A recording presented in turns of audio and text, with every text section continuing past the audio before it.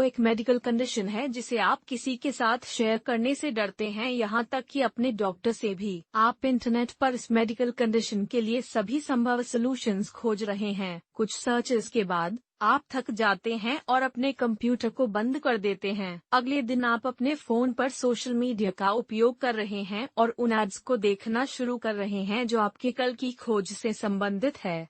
आप हैरान और आश्चर्यचकित हैं कि क्या होगा अगर ये या कोई अन्य संवेदनशील इन्फॉर्मेशन जैसे आपके बैंक डिटेल्स या आपकी खरीदारी प्रेफरेंसेस गलत हाथों में पड़ जाएं। बातों बातों में के एक नए एपिसोड में आपका स्वागत है और आज हम चर्चा करेंगे कि आपको अपनी इंटरनेट सर्चेस, कुकीज और ब्राउजिंग हिस्ट्री के बारे में कितना चिंतित होना चाहिए।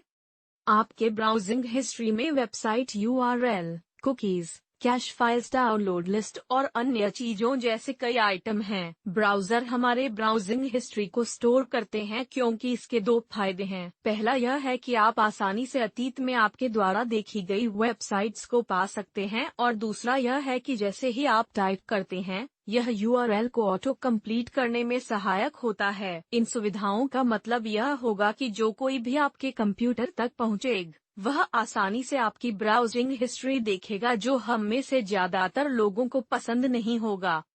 प्रत्येक व्यक्ति जो इंटरनेट का उपयोग करता है वह अपने द्वारा किए गए कार्यों का निशान छोड़ता है और यह ब्राउजिंग हिस्ट्री में पाया जा सकता है। अधिकांश फ्री वेबसाइट्स उनके प्लेटफॉर्म पर आपके व्यवहार और बातचीत का अध्ययन करते हैं। सर्च इंजन आपके ऑनलाइन व्यवहार में भी गहरा इंटरेस्ट लेते हैं और आपका इंटरनेट सर्विस प्रोवाइडर भी। ये वेबसाइट्स, सर्च इंजन और इंटरनेट सर्विस प्रोवाइडर्स एडवर्टाइजर्स और एडवर्टाइजिंग कंपनीज को आपकी सर्च हिस्ट्री बेचते हैं। ये एडवर्टाइजर्स तब आपकी प्रेफरेंसेस और ब्राउजिंग हिस्ट्री के आधार पर आपको एड्स दिखाते हैं। इस पर विचार करते हुए कि एडवर्टाइजर्स आपको किसी भी तरह से ब्लैकमेल या धमकी नहीं देते हैं, यह एक सुरक्षित सौदा माना जा सकता है। इसके अलावा आप जो भी काम कर रहे हैं उसका ट्रैक रखना मशीनों द्वारा किया जाता है और किसी व्यक्ति द्वारा नहीं, तो दूसरे व्यक्ति को यह नहीं पता होगा कि आप क्या सर्च कर रहे हैं या ब्राउज कर रहे हैं। हालांकि यदि आप असुरक्षित महसूस करते हैं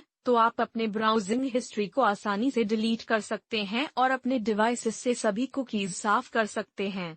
अधिकांश देशों में इंटरनेट सर्विस प्रोवाइडर्स अपने यूजर्स के डेटा को किसी को नहीं बेचने के लिए कानून द्वारा बाध्य हैं, लेकिन कई इंटरनेट सर्विस प्रोवाइडर्स आपके डेटा को बेच देंगे और आपकी सरकार शायद इसके बारे में ज्यादा चिंतित न हो। हालांकि भले ही आपका इंटरनेट सर्विस प्रोवाइडर आपके डेटा को बेचने का इरादा रखता हो, लेकिन यह इतना आसान नहीं है। सबसे पहले कोई भी एडवर्टाइजर या खरीदार किसी एक व्यक्ति का डेटा नहीं खरीदेगा। कुछ विशिष्ट निष्कर्ष तक पहुंचने के लिए कंपनीज या एडवर्टाइजर्स को बहुत अधिक मात्रा में डेटा की आवश्यकता होती है। दूसरे इंटरनेट सर्विस प्रोवाइडर्स के पास जो डेटा है वह आपके नाम से जुड़ा नहीं है बल्कि आपके आईपी पते से जुड़ा है। किसी व्यक्ति के नाम से डेटा बेचना लगभग असंभव है।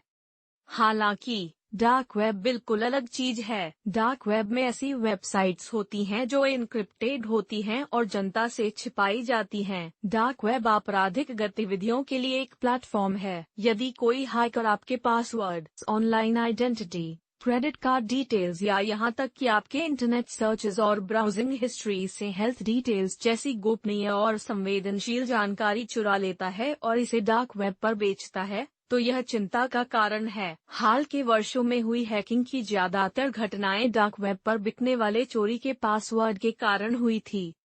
इसके अलावा यह दुनिया भर में देखा गया है कि सरकारों ने इंटरनेट सर्चेस, ब्राउजिंग हिस्ट्री और अपने नागरिकों के ऑनलाइन व्यवहार का उपयोग करना शुरू कर दिया है ताकि उन पर ध्यान रखा जा सके। सरकारें इस फैक्ट को हमेशा नकारती रहेंगी, लेकिन इंटरनेट का उपयोग करने वाले लगभग सभी लोग अब सरकारी स्कैनर के अधीन हैं। तो आपको क्या करना चाहिए? आप समय समय पर अपनी सर्च हिस्ट्री, स्टोर्ड कुकीज और पासवर्ड को हटा सकते हैं। आप वीपीएन का उपयोग भी कर सकते हैं। वीपीएन वर्चुअल प्राइवेट नेटवर्क है जो एक पब्लिक नेटवर्क में एक प्राइवेट नेटवर्क का विस्तार करता है और यूजर्स को डेटा सेंड करने और रिसीव करने की प्राइवेट परमिशन देता है। अपने इंटरनेट सर्चेज और ब्राउजिंग हिस्ट्री को लेकर आप कितने चिंतित हैं? इंटरनेट पर खुद को और दूसरों को सुरक्षित रखने के लिए आप और क्या सुझाव सोच सकते हैं? हमारे दर्शकों को नीचे कमेंट सेक्शन में बताएं। इस वीडियो को लाइक और शेयर करें और हमारे चैनल बातों बातों में को सब्सक्राइब करें। देखने के लिए धन्यवाद।